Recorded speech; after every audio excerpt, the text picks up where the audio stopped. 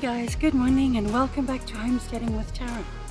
It's a beautiful day here in Africa, and today we are going to start up our compost pile. Let me show you how I do it, and let me explain to you a little bit more about how easy it actually is to make your own compost from waste materials that you have all around you. So we need 4 items to make compost. Firstly, we need some green items. Those would be your grass cuttings and your household scraps. When it comes to using your household scraps, please don't use any animal products. Rather stick to using plant-based items. You could use chicken eggshells if you so wished, but that's about the only animal product I would suggest. And any green weeds or green items that come from your pruning in your garden. You also then need carbon, which comes from your brown items. Okay, those could be items literally from cardboard or brown paper. If you use brown paper or any cardboard, please don't use anything that's got any shininess or any printing paper on it, or any tape like sellotape and so on. So only paper. Okay, as you can see, I've got a cardboard box that's already been ripped up and shredded. It's quite a lot of fun doing that. So if you get any of these boxes while you're sitting maybe watching your funniest program on TV, you could just sit and tear it up. It's always good to have a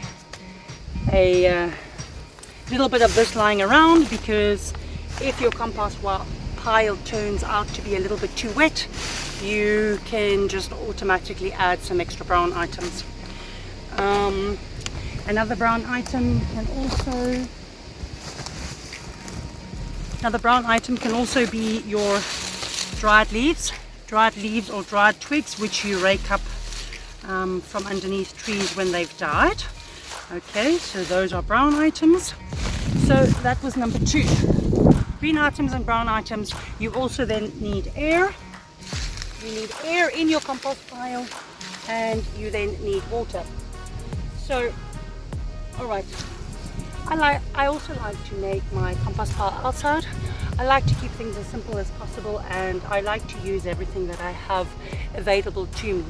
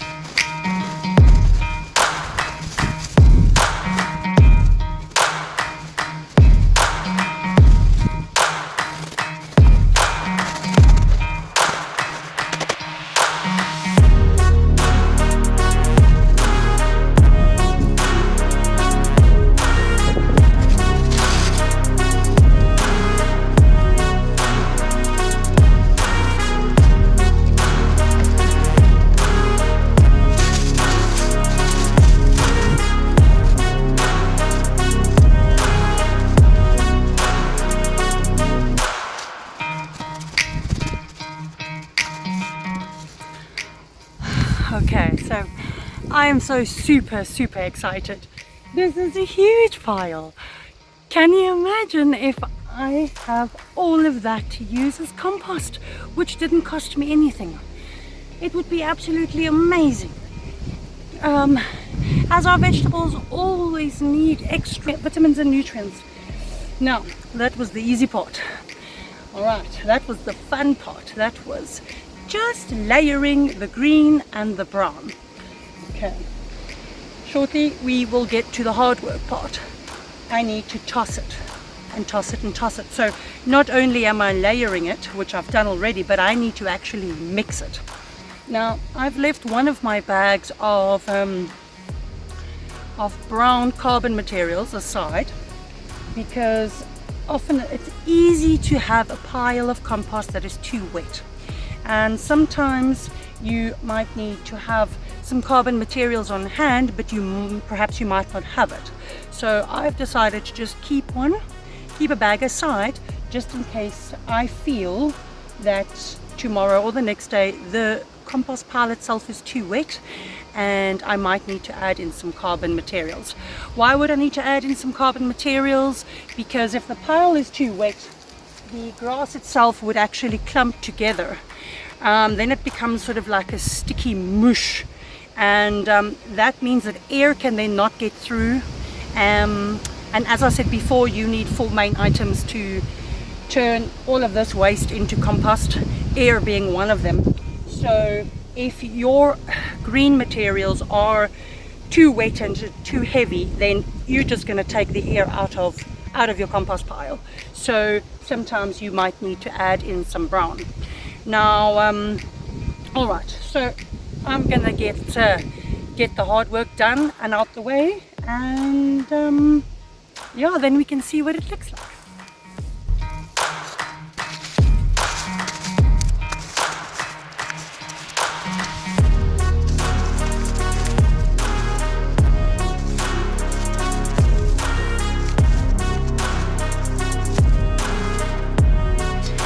I've just come up with another idea. This is actually a really big pile of compost, so I think it's going to be quite difficult to actually toss the materials with ease. So what I think I'm going to do is I'm actually going to make 2 piles so that I have 2 piles to toss.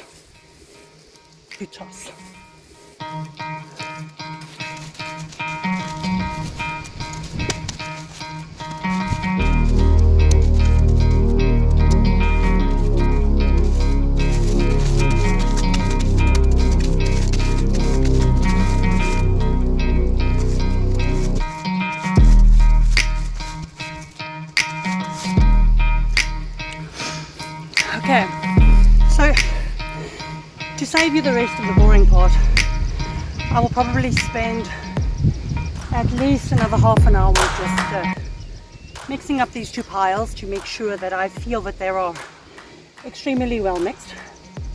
I'm then going to just leave the 2 piles on the ground exactly where they are, and I'm going to mix it thoroughly every single day. I'm also then going to have a look and see how it starts to break down, as to whether I feel that perhaps it might need a little extra brown materials or carbon, because then the pile might be too wet. In the evenings here now at the moment, we get quite a lot of mist, so mist and dew. So my instinct will tell me that my pile itself is not going to dry out, but I'm also going to have to just keep an eye on that. Because remember, as I said, you need 4 main items: brown items, green items, water and air. As you will see in my pile, I've actually got quite a few sort of sticks or twigs.